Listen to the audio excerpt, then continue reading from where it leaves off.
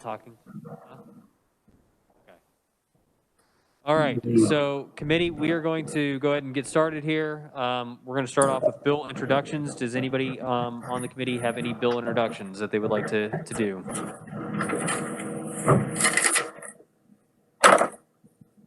All right. Seeing none, Representative Croft, I believe you have a bill introduction.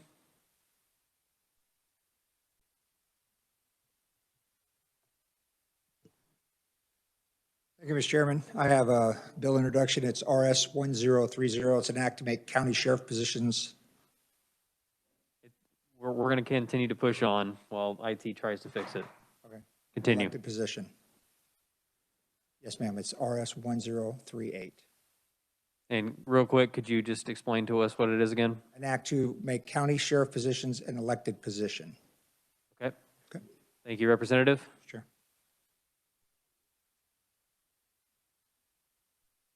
What? I think a majority of them are, but I don't think it's in state law.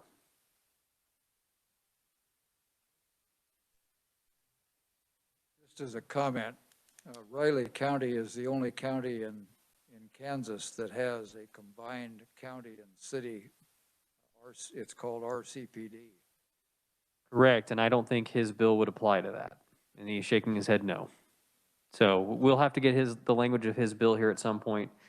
But I don't think it applies to Riley County. It has a specific language in KSA to account either for a county that wants it or for Riley County that has it. Okay. Thank you, sir. All right, we're going to go ahead and pause until we can get the other room online.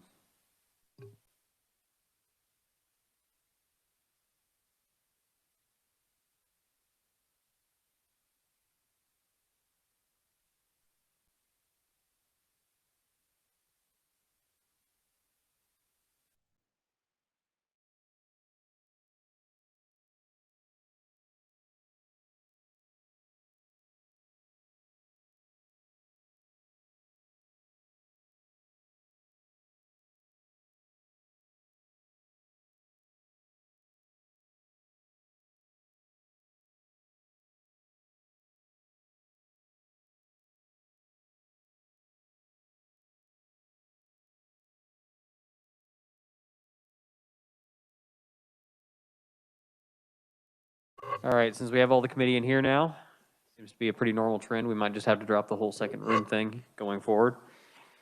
All right, so committee, for the first order of business, we are going to have a hearing on House Bill 2118. And I would like to go ahead and call on the reviser to give us an overview of House Bill 2118.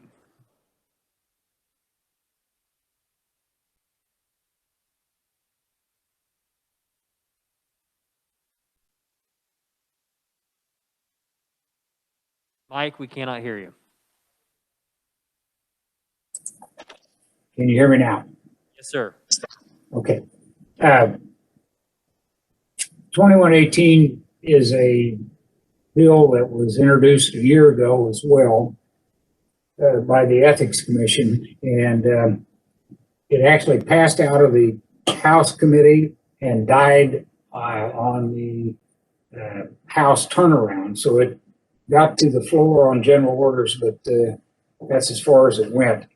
What the bill does is it amends a statute dealing with political advertisements, and it deletes the requirement that the treasurer's name be part of these advertisements. And it also, on page 2, provides that when you're making a website, email, or other type of internet communication that you're paid for or sponsored by has to be clear and obvious in the message somewhere. So that is the bill. All right, real quick, Mike. For the new members of the committee, have we passed the striking of the treasurer's name previously into statute, but then there was a mishap where it didn't go into statute? I believe that's correct.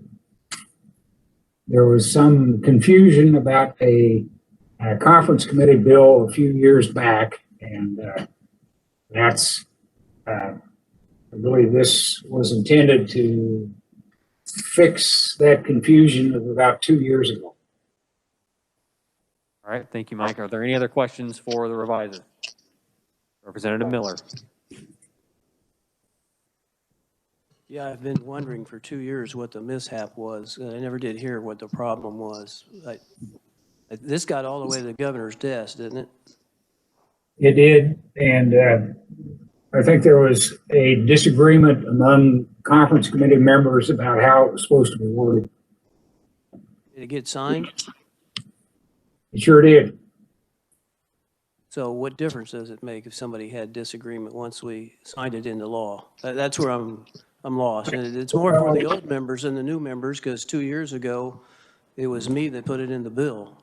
And so I Right. was quite frankly surprised that summer to learn they weren't adhering to what we passed. So I'm deeply curious who it was that made up the law after we enacted it.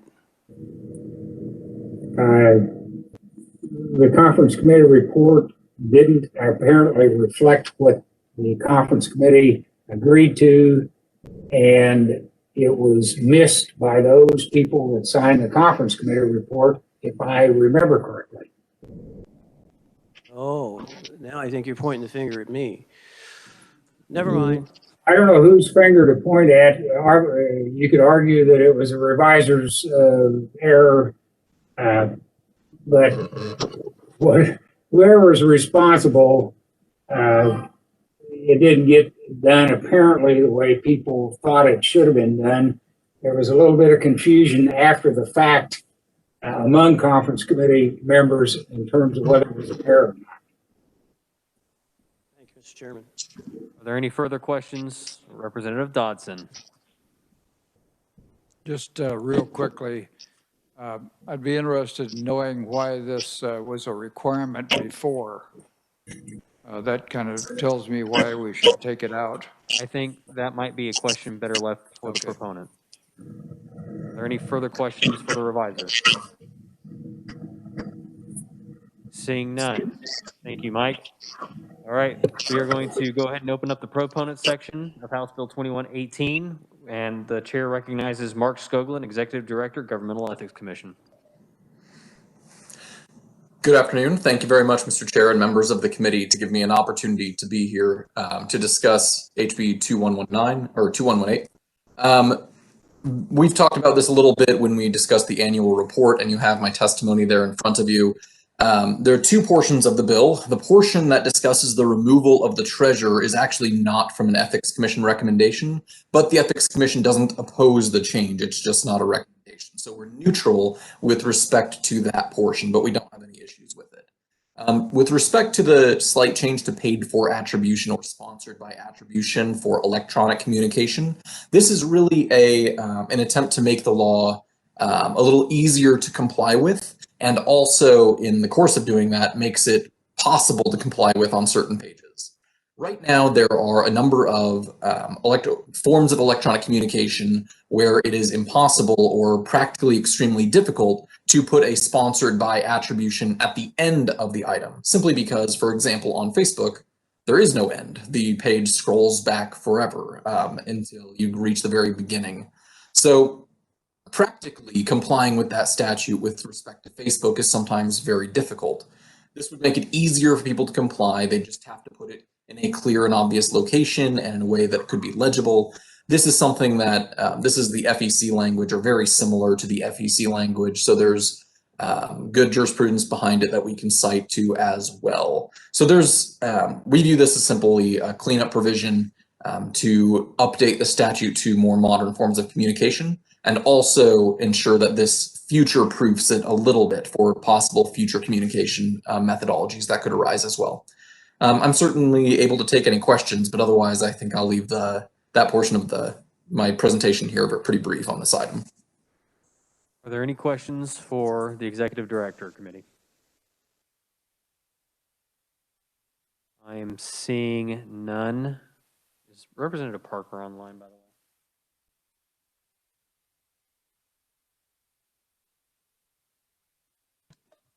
Here, Mr. Chair, but I don't have any questions. All right, I just switched the view on the TV in the committee, so yep, seeing that now. Thank you. All right, so seeing that there are no questions, thank you, Executive Director, appreciate it.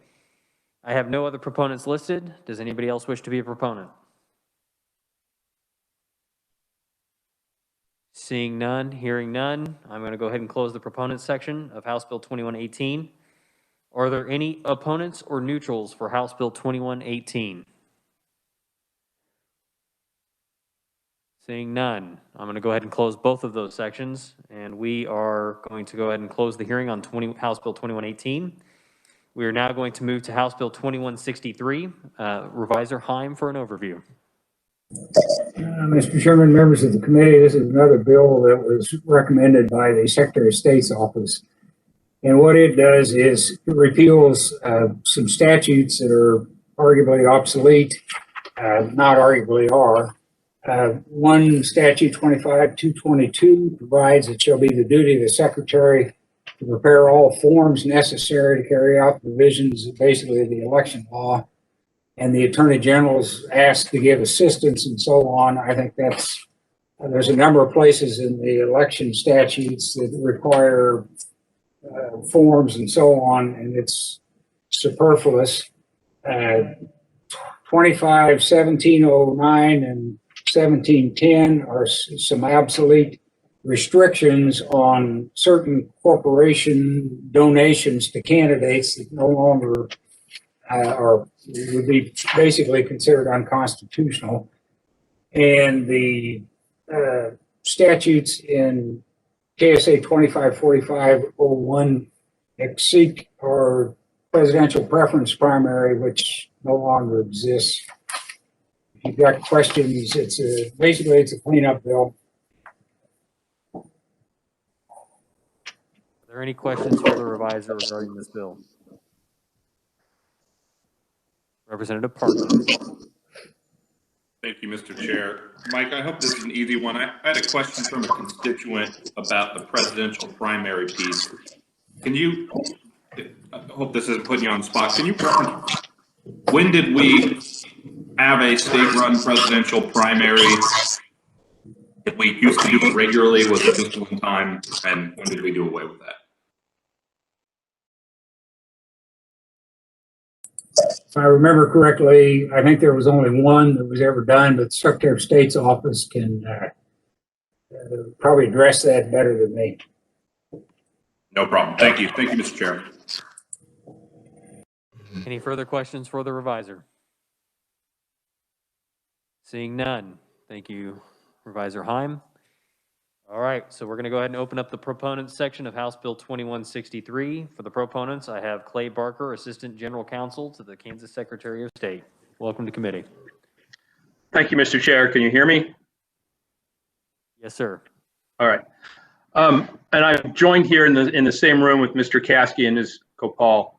The Secretary of State had us in 2019 go through the election code, just statute by statute, looking for small changes that could be made to clean up the election code and get rid of confusion. And we've identified a number where a minor process change could save county chairs or county election officers a lot of work, inconsistent statutes, obsolete, things like that. And we've decided to start with the low-hanging fruit on that with this bill, which eliminates some what we believe are just obsolete statutes that every year I get phone calls on in the last two election cycles. People are just a little confused about what they are, and I'll go through each one. And last year, these same deletions or repeals of obsolete statutes got through the Senate. I believe the vote was 36-3, and then it ended because of COVID. So the first statute is 25-222. This is the last remnant of the original 1908 primary law bill, which was passed in a special session that brought primary elections to Kansas. And the act it refers to is actually the 1908 law, which no longer exists. The statute is sitting there all by itself. And as the reviser pointed out, there are lots of other statutes that give the secretary authority to create forms, and we always have the ability to go to the attorney general to ask for advice. So this is just obsolete and probably should be repealed just to avoid confusion. The second group are the 25-1709 and 25-1710. These are the last remaining statutes from the original campaign finance bill of 1911. And what they essentially did is they listed a series of businesses that were highly regulated by government, railroads, telecommunications, and forbid these companies and their trustees and major shareholders from being able to contribute to Kansas campaigns. And in the 1980s, the Attorney General issued a series of opinions that said, well, this is unconstitutional. These statutes were watered down until they reached their current form, which essentially lists a group of companies and instructs them to follow the campaign finance laws, which they already have to do. So these statutes are again, obsolete. And 1709 lists the companies, and 1710 provides a punishment that is actually much smaller than what our current law would allow the Ethics Commission to do. And the Ethics Commission feels that these statutes are outside their jurisdiction. They aren't part of the current Campaign Finance Act. Every year we get phone calls about whether banks or railroads have some special duty they're not aware of. And eliminating these obsolete statutes would, again, just clarify for voters that there is no confusion here. The last piece has to do with the presidential preference primary. Just a brief history, it was passed in 1978. It's been done twice in Kansas history, once in the 1980 election, and there were some unforeseen complications that convinced the legislature that this is probably not a good idea. And in that case, it was, you remember that far back, some of you, Ronald Reagan won Kansas, but a guy named John Anderson got a lot of delegates, and he flipped and became an independent, and people realized that the inherent problem with the presidential preference primary is that unlike the state's primary where you were actually electing the party's candidate, all a presidential preference primary does is allows voters to express which candidate they think should be the party's candidate. Those numbers are then given to the political party, which inserts them into a party-designed formula to determine how to allocate delegates to the national convention. And the party can do winner-take-all, proportional, pretty much anything it wants, and all at the taxpayer's cost. So the state then every 4 years would amend this statute and say, we're not going to do a presidential preference primary until 1992, when, if legend is true, Bob Dole asked the legislature to allow a presidential preference primary so Pat Buchanan would not beat Bush in the Kansas vote. We have not done one since 1992, so it's been about 30 years. And I think it's, and then in 2015, the state realized that instead of every 4 years having to amend this statute, they simply eliminated 4501, which was the statute that said thou shalt hold a presidential preference primary, and replaced it with 4501A, which said the parties will pick their delegates any way they want, and it's at their cost. And what this last part of the bill does is it eliminates the mechanical provisions of the presidential preference primary, the ones that say this is how you will do it, how you will report, how you will canvass. Those provisions have no purpose being there because there's no need to do a presidential preference primary anymore. But again, it confuses voters. I got a lot of phone calls this year, whether the secretary canceled the primary. People swore that they had voted in the primary 4 years ago. When I tell them, well, there wasn't one, I'm not sure how they did. And I think eliminating this will eliminate a lot of voter confusion, since it's the legislator's will that we no longer even have the ability to hold one of these presidential preference primaries. And with that, Mr. Chair, I'll stand for any questions. All right, Representative Collins. Thank you, Mr. Chair. I was just going back to the campaign finance part of your presentation. You mentioned a list of companies. Was that companies specified by name or just generally industries? Certain industries?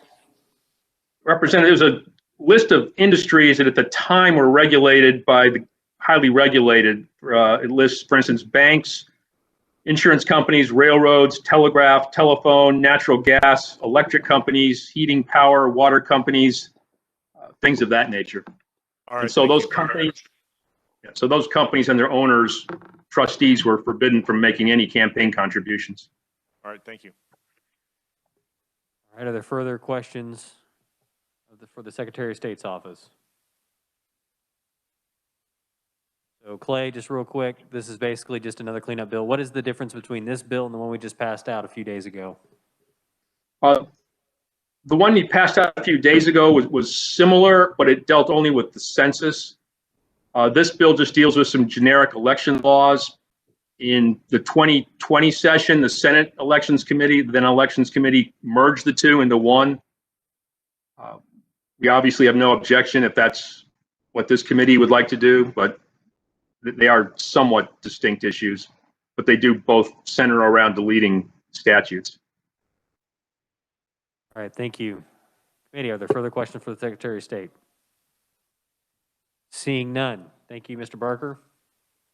I'm now going to close the proponents section. I have no other proponents listed. Are there any opponents or neutrals to HB 2163?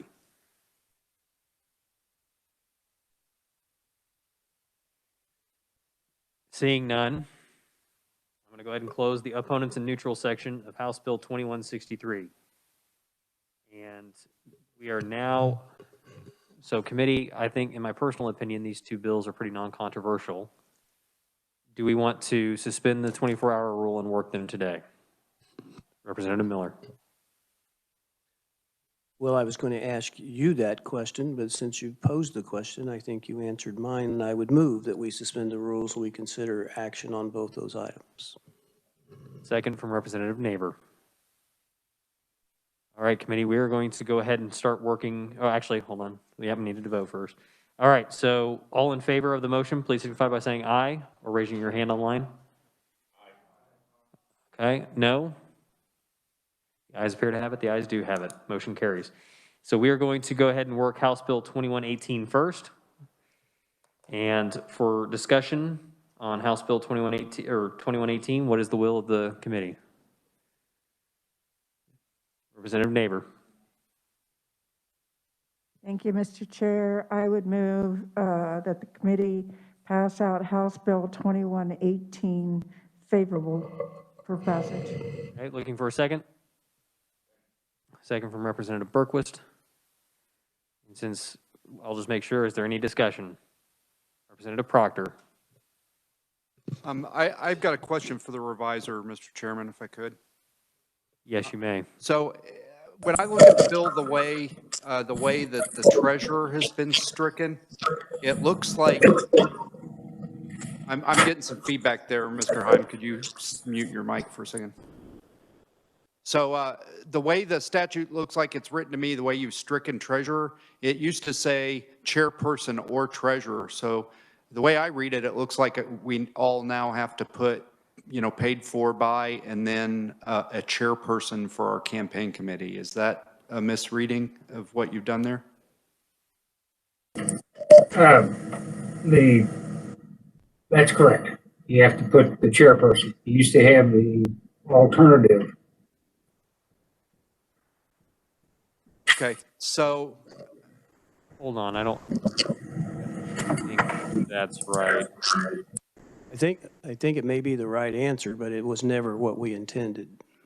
So we may be back to having some confusion between legislative intent and revisers drafting. The purpose, if I may, Mr. Chairman, you and I were both part of that discussion.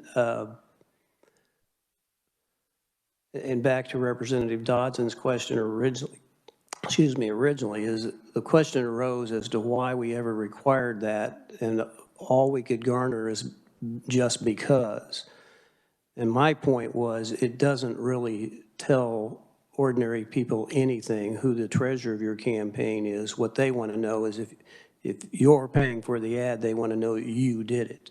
Or whatever outfit is paying for it, they want to know who they are. And putting the treasurer on there, or even the chairperson, doesn't really give any additional information to the reading public about who's paying for it.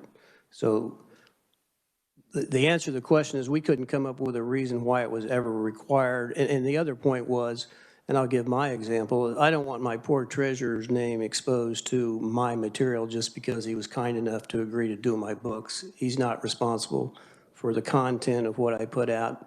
And I think it makes it hard for us to find a volunteer treasurer to do that work they're not running for office, and I don't think their name should be necessarily exposed. So that was the discussion.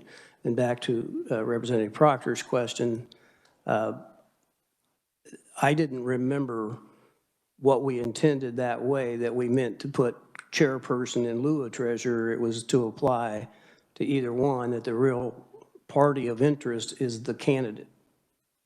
Thank you, Mr. Chairman. I would just echo what the comments were from the ranking minority member. Basically, and I think we might have to have an amendment here, but basically, yes, what we are looking for is just where it says paid for by Pat Proctor for state representative. Nothing after that. No chairperson, no treasurer, because at the time when we passed it, none of us saw a benefit in that. And so, yes, Representative Parker, I see you're on the list. So real quick, I'm going to go back to Representative Proctor because we kind of stole the ball from you. So go ahead, sir. I would be very interested to hear what the rest of the committee has to say about this, but first I'd say the way I read the statute, and I hope that either Mr. Skoglund or Mr. Heim will correct me if I'm saying this wrong, but the way I read the statute, if I don't have a campaign committee, which I don't have to establish, then I don't have to put anything after the paid for, but a party or an organization would still have to put the chairperson on there.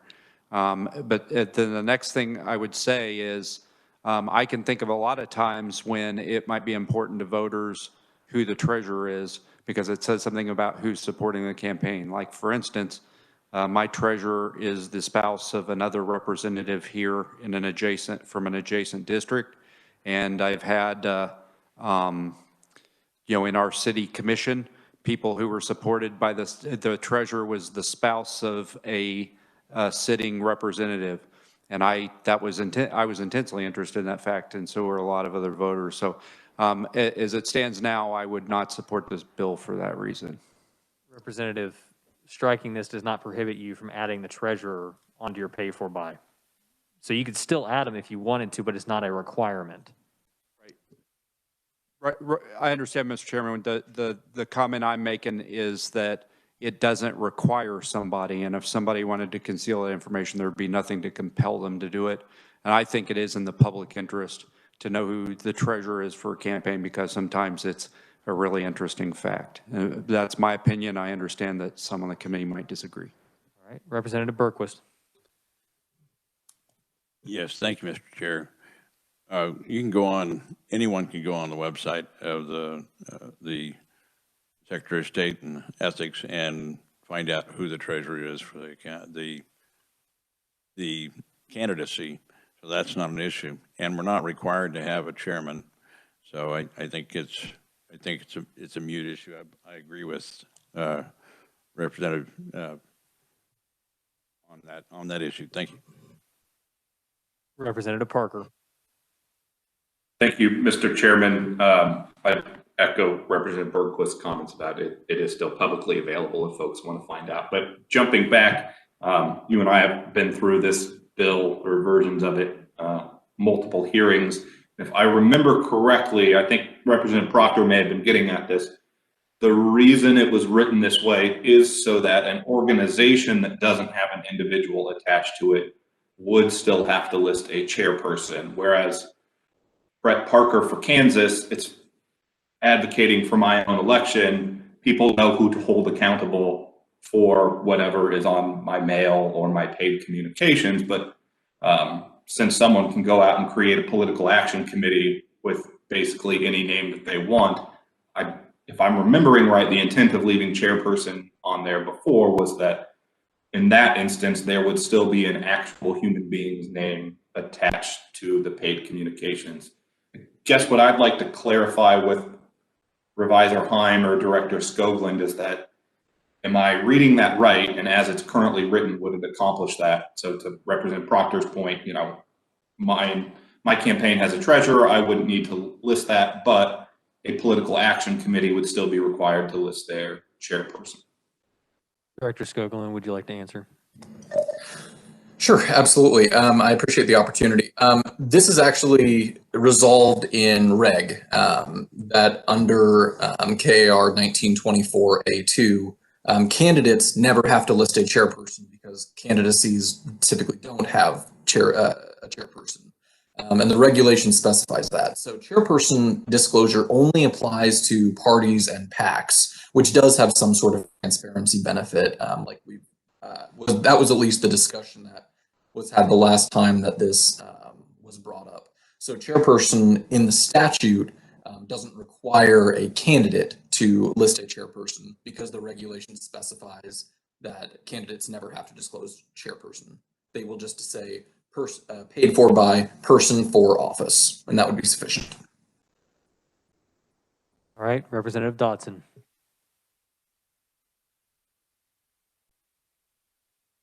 Oh, I thought you had your hand up earlier. My apologies. There's somebody before you. Representative Miller. Representative Lehon.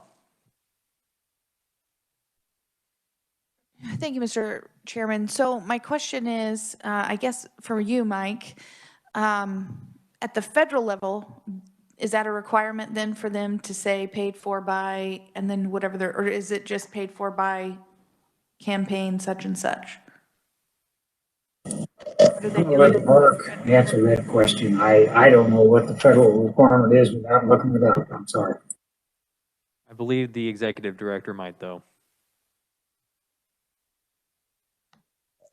Sure. So disclosures of a treasurer is something that doesn't happen in a lot of areas. It's not required federally.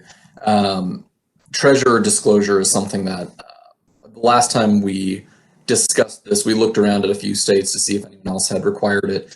There may be some states we didn't do a comprehensive analysis, but it certainly would be the minority if anyone else requires it. So treasurer is something that is a rare item, certainly, to be required in a paid for attribution. Thank you, Executive Director. Okay, committee, is there any further debate on House Bill 2118? Seeing none, would anybody like to renew their motion? Thank you, Mr. Chairman. I would move that when the committee pass out House Bill 2118, favorable for passage. And I close. Okay, do I have a second real quick? Okay, okay, well, we're just going to make sure. All right. All right, all in favor of passing House Bill 2118 out of committee, signify by saying aye. All opposed, no. The ayes have it. House Bill 2118 is passed. We are going to move to 2163 next. And do I have a motion for House Bill 2163? Representative Neighbor. Thank you, Mr. Chairman. I move that the committee pass out House Bill 2163 favorably. I have a motion. Do I have a second? Second from Representative Collins. Discussion. Seeing no discussion, Representative, you may close. Thank you, Mr. Chairman. With that, I close. All right, you've heard the motion. All in favor signify by saying aye. Opposed, no. The ayes have it. All right, are there any announcements for the good of the committee? Seeing none, we are adjourned. Thank you guys very much.